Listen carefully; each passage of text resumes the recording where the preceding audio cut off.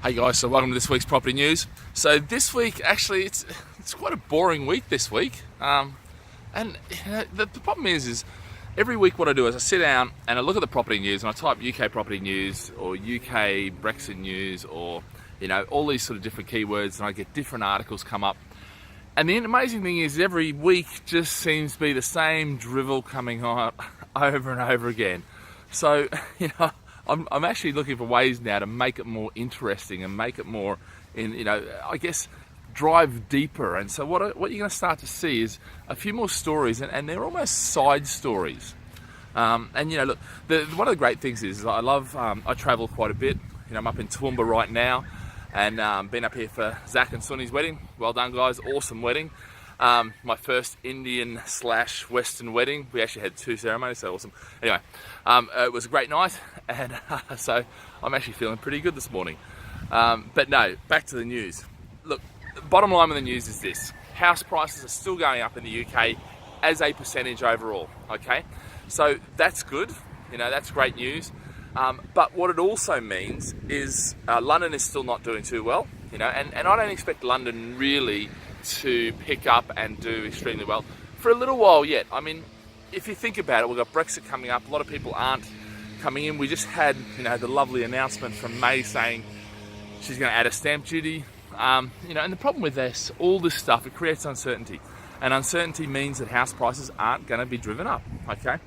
And I think now, there's lots of opportunities out now, because what we're starting to see is developers negotiate better deals with us. So that's a good thing from one perspective, but I think what you've got to do, you've got to be prepared to ride a no deal through. Now, I know I've been saying I think they will get a deal, and I still think they will.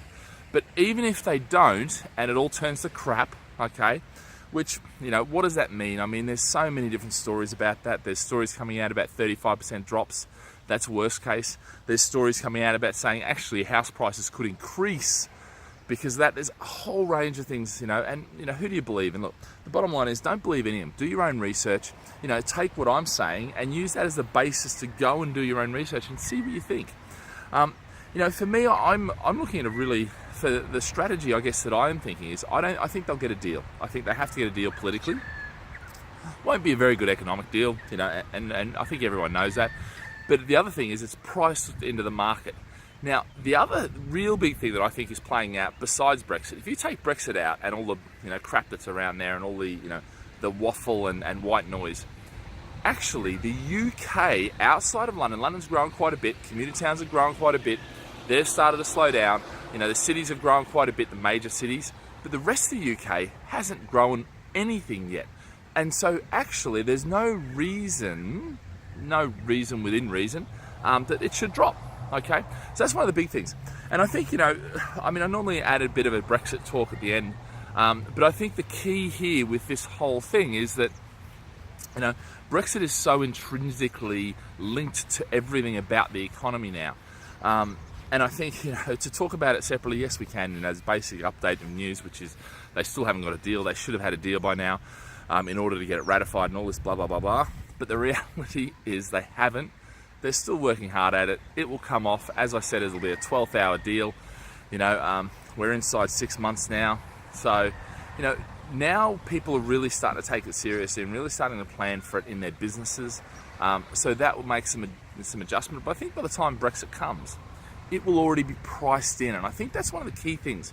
In the market we deal in, okay, and whether that be property or whether that be shares or stocks, Brexit is already priced in to a large degree with what we're talking about. And so actually, that fact, now, yes, if it goes massively one way or massively the other, then, the market may not have priced in the correct amount. And that can happen.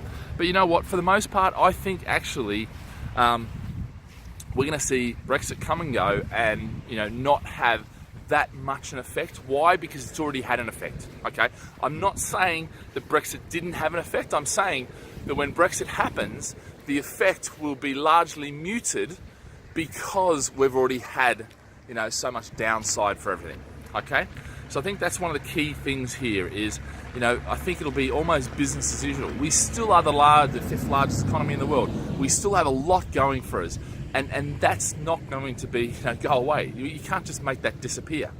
So, you know, all that added up, you know, that's the news this week. Not a lot else is happening. There's not a lot else to report.